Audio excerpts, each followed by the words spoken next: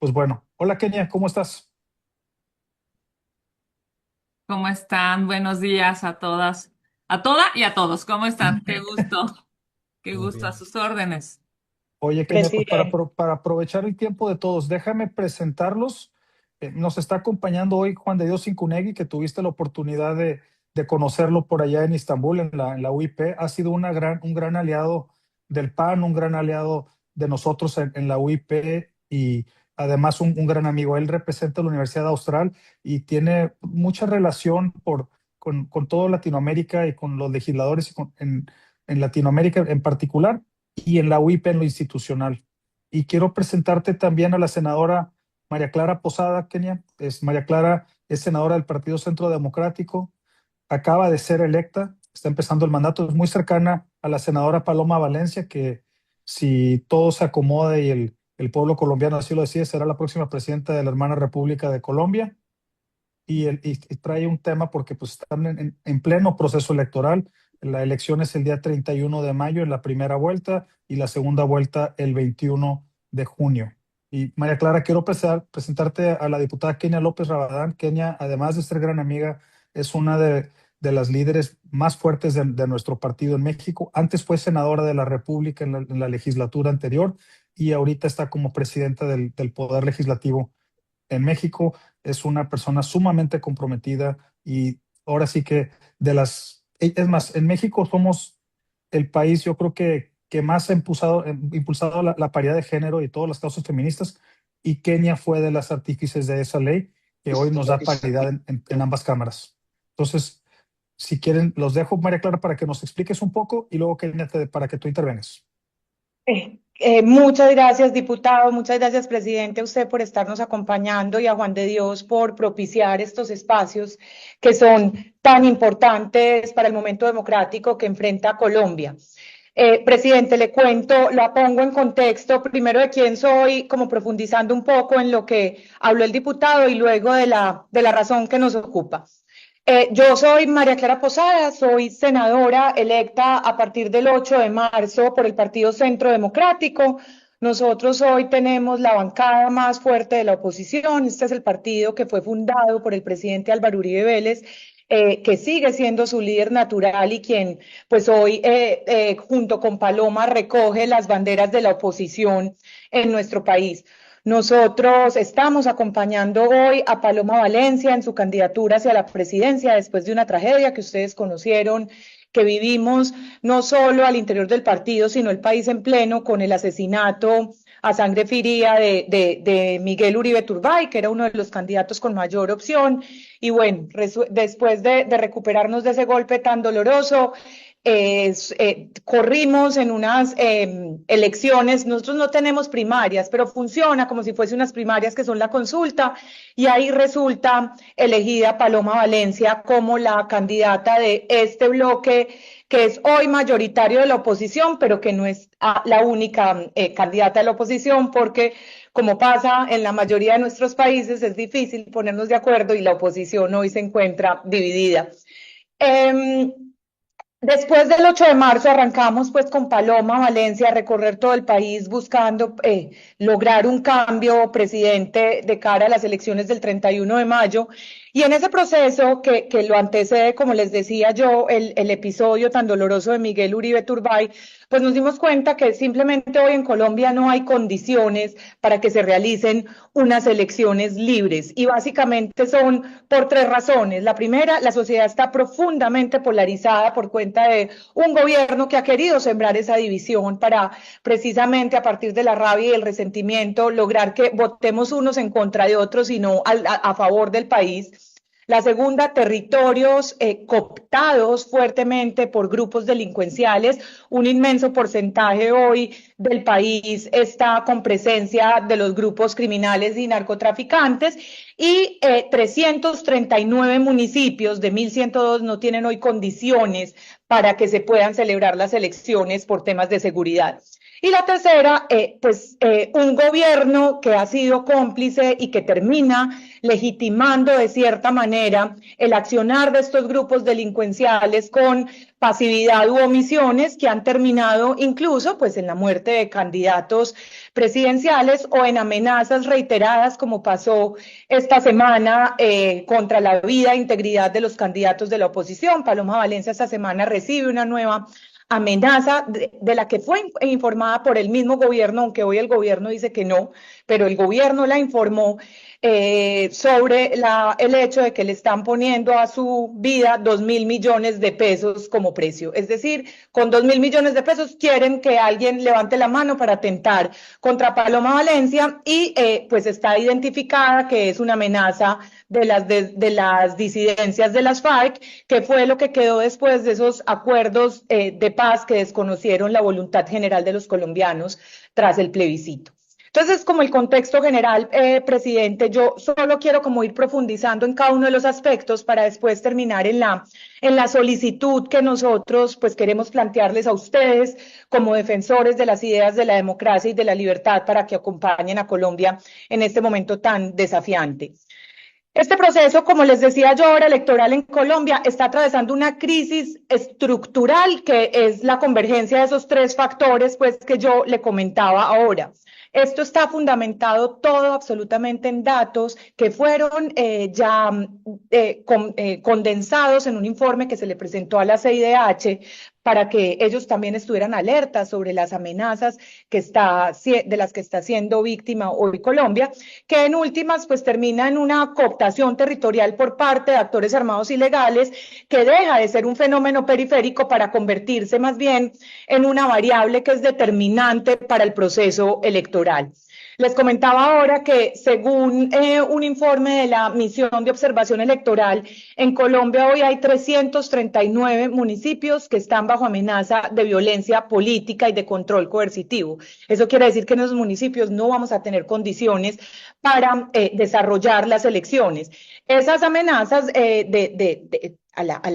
digamos, a la seguridad de los connacionales que viven en esos territorios y a sus libertades democráticas, se ve también empeorada por factores de corrupción estructural como la opacidad en la financiación y la infiltración de capitales ilícitos a las campañas de cierto sector político del país. No sé si ustedes tuvieron oportunidad de seguir las noticias de Colombia, pero ayer el Consejo Nacional Electoral determinó que la campaña del presidente Gustavo Petro había desconocido la regulación en materia de finanzas y que se había saltado los límites y que había recibido unos dineros que no estaban reportados y demás. Entonces, toda una sombra de dudas alrededor de la financiación de las campañas para ese momento y hoy empeorada, pues por el hecho de que además hay una cantidad, como les decía yo ahora, de capitales ilícitos que rondan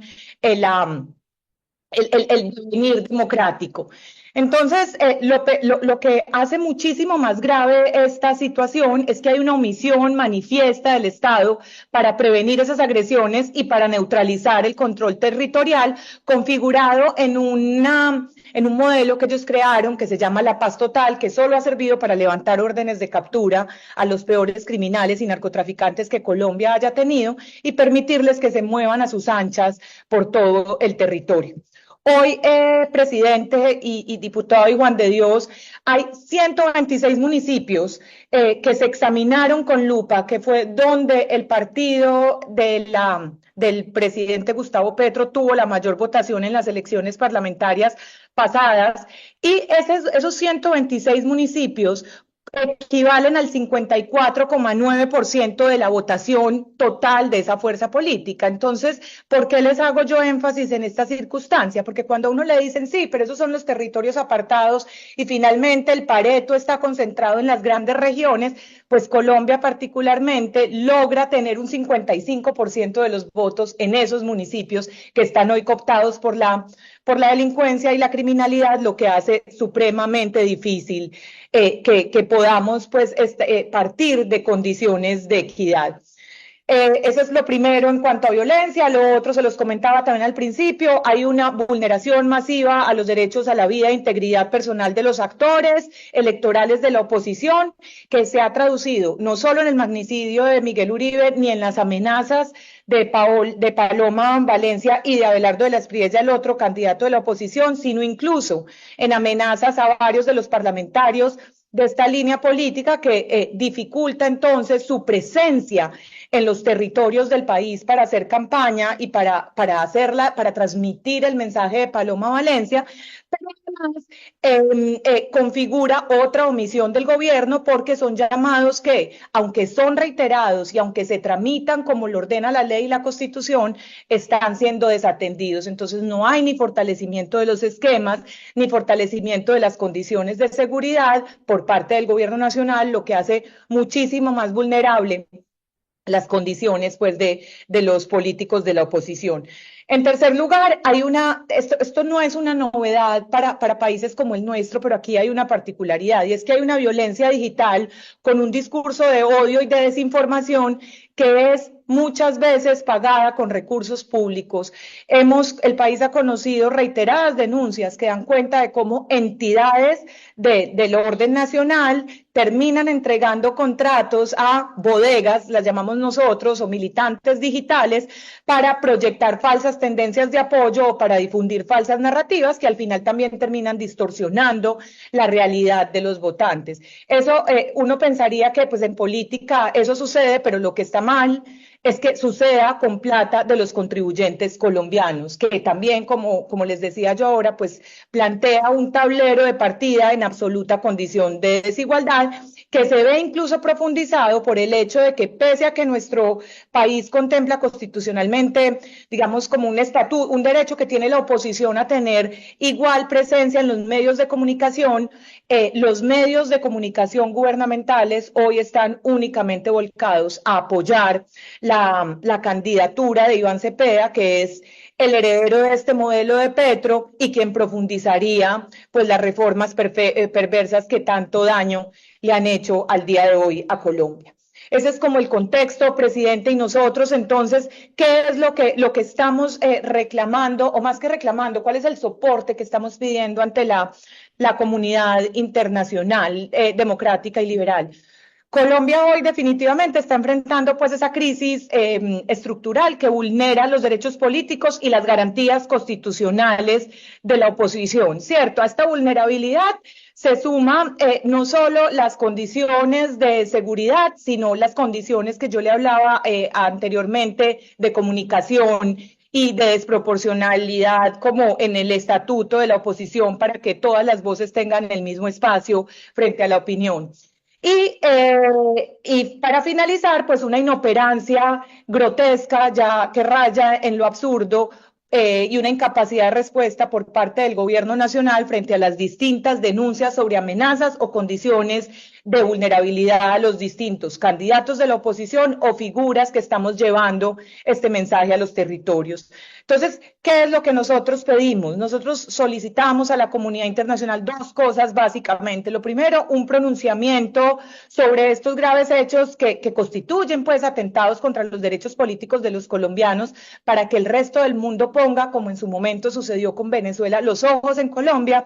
Y en segundo lugar, les estamos extendiendo una invitación para que en misiones de observación electoral nos acompañen el 31 de mayo y en una eventual segunda vuelta el 21 de junio para velar porque los derechos democráticos y políticos de los colombianos se respeten en los certámenes electorales que estamos próximos a desarrollar.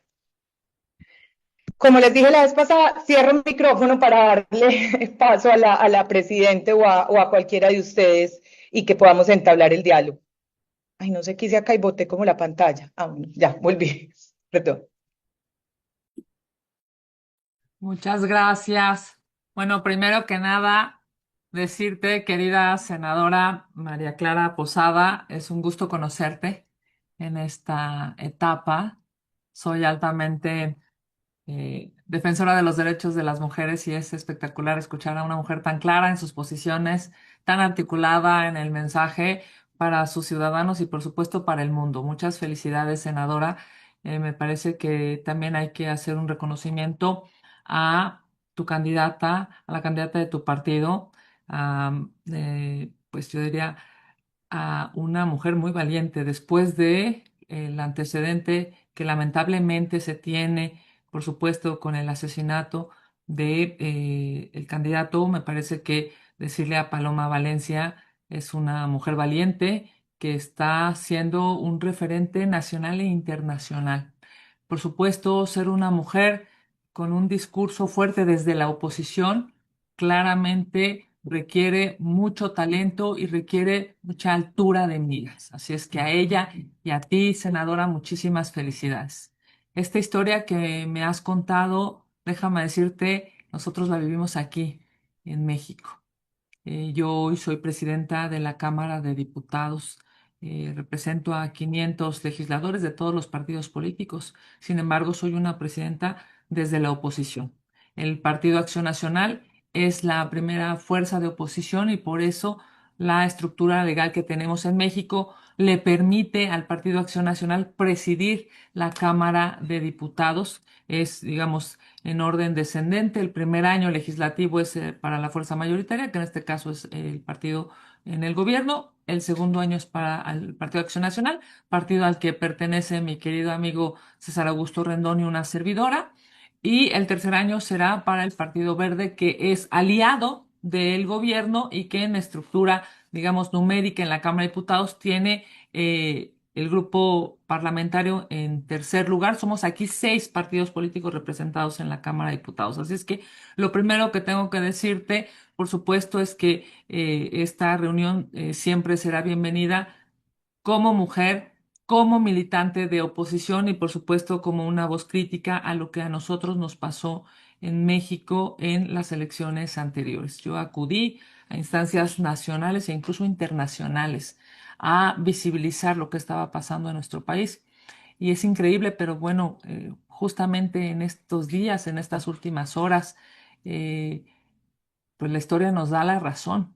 El tema lamentable del crimen organizado acendrado, metido en las raíces más profundas de muchas candidaturas en nuestro país. Eso que reclamábamos como oposición en 2024, pues hoy lamentablemente es ya una realidad pública, es una realidad que sigue digamos, un proceso penal, incluso nacional e internacional. Hemos tenido referencias lastimosísimas aquí en México a propósito de alcaldes que, haciendo uso de sus facultades, cobraban extorsiones a pues, sus propios ciudadanos, formando parte del crimen organizado. Estamos ahora en medio de una discusión nacional a propósito de un gobernador en nuestro país que ha sido señalado desde Estados Unidos. En fin, me parece que lamentablemente, y lo digo como región, lo digo como América Latina, esta, digamos, esta lastimosísima relación que tiene el crimen organizado con los espacios de poder ha dañado a Colombia, así como ha dañado a México. Sí, lamentablemente también aquí el país está dividido. Algún antropólogo, lamentablemente, algún asesor les dijo que dividieran a los países y que en esta división iban a ganar, pues digamos, los malos o la visión populista o la visión de mentira. Y desafortunadamente eso han hecho en México, en Colombia y en varios países. Y yo creo que la verdad siempre tendrá que ser una prioridad, siempre, más allá de pues un discurso retórico. Esta división le hace mucho daño a México y al final todos los ciudadanos, tanto en Colombia como en México, todos pagan impuestos y todos tendrían derecho a tener un gobierno que les dé resultados y que les genere bienes públicos y por supuesto que les genere la posibilidad de construir una vida mucho mejor en términos personales, familiares y por supuesto generados desde el gobierno y las instituciones. Aquí también tenemos, como lo has mencionado tú, territorios totalmente cooptados por el crimen organizado y hay que apelar a que el Estado de Derecho, a que la justicia, a que el bien prevalezca, porque estoy segura que tanto en Colombia como en México la gente es gente buena, la gente sale a trabajar todos los días convencida de pues que ese día será mejor para ellos y para sus familias, que millones de personas en Colombia y aquí en nuestro país todos los días tienen que subirse a un transporte público, tienen que llegar a trabajar durante muchas horas, tienen que regresar cansados a sus casas sabiendo que ha valido la pena y que vale la pena pagar impuestos y que vale la pena vivir en un estado de derecho.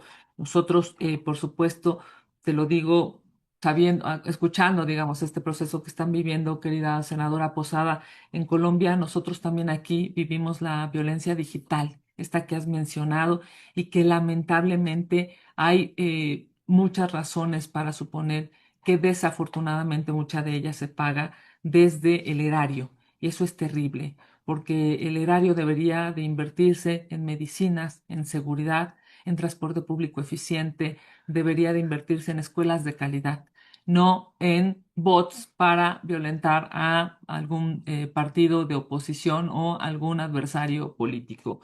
Por supuesto, yo te quiero decir, esta necesidad de hacer pronunciamientos públicos me parece absolutamente clara. Aquí está mi querido César Augusto Rendón y yo acompañaré esta petición a mi partido. Es un partido hermano, es un partido que evidentemente es un partido humanista, es un partido que reconoce la dignidad de las personas por encima de cualquier cosa y por supuesto nosotros esperaremos poder hacer un acompañamiento desde nuestro partido para que ustedes puedan saber que tienen desde México una posición que los acompaña y que por supuesto además les reconoce, porque te lo decía al principio de esta intervención, esta historia ya la vivimos en México y esperemos, por supuesto, esperemos que ambas naciones podamos tener un mejor escenario presente y futuro porque claramente nuestro compromiso, y lo digo,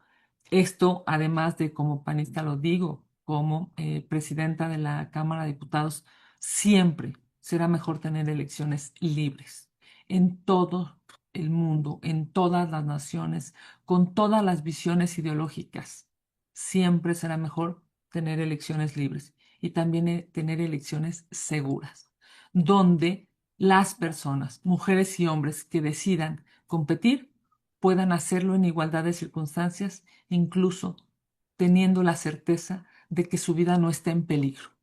Pensar en una elección en donde un candidato o una candidata está arriesgando incluso su vida es algo lamentable para nuestras naciones y para la democracia en el mundo. Así es que, por supuesto, desearles siempre un proceso pacífico, un proceso democrático, un proceso en donde quien gane puede ejercer el gobierno y quien pierda, porque no tenga el acompañamiento de la ciudadanía, se vaya a su casa y lo acepte, porque evidentemente ese es una prioridad democrática para todos los países.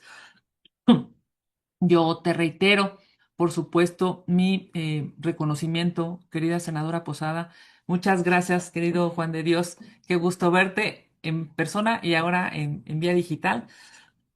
Yo les digo desde aquí, desde esta nación, por supuesto, estamos acompañando, estamos viendo el proceso y estamos a sus órdenes. Genial. Yo quisiera hacer digo, un complemento. Digo, no fue tan, María Clara, a lo mejor ahí tan específica, pero el caso que ya vivieron con el senador Miguel Uribe es un caso, es mayúsculo y creo que América Latina le quedó a deber ahí un poco a la familia Uribe de Turbay. Digo, no sé si sabes, la mamá de Miguel Uribe fue secuestrada por Pablo Escobar y ejecutada. Y él, su hijo, a pesar del antecedente de su señora madre, decidió participar, se metió, era precandidato a la presidencia de la República, el puntero, pidió apoyo de seguridad porque tenía amenazas. El Estado no hizo absolutamente nada. Y en público, en un evento, en tribuna, o sea, en una palestra, en un acto público, lo ejecutaron. O sea, es una cosa mayúscula, mayúscula. Paloma Valencia recientemente en TikTok le empezaron a mandar amenazas donde le ponían coronas fúnebres y que ya venía su fecha y como quiera está dando la cara. Yo creo que como, como, digamos, seres humanos, ya olvídate de que seamos cualquier otra cosa, tenemos que apoyar y apoyar con poner un granito de arena.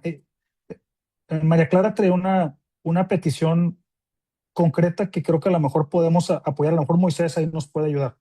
Ella quería ver si le pudiéramos abrir algunos micrófonos en México para explicar con algunos medios de comunicación relevantes que le hicieran una o dos entrevistas para poner el tema en el mundo y ponerlo sobre la mesa.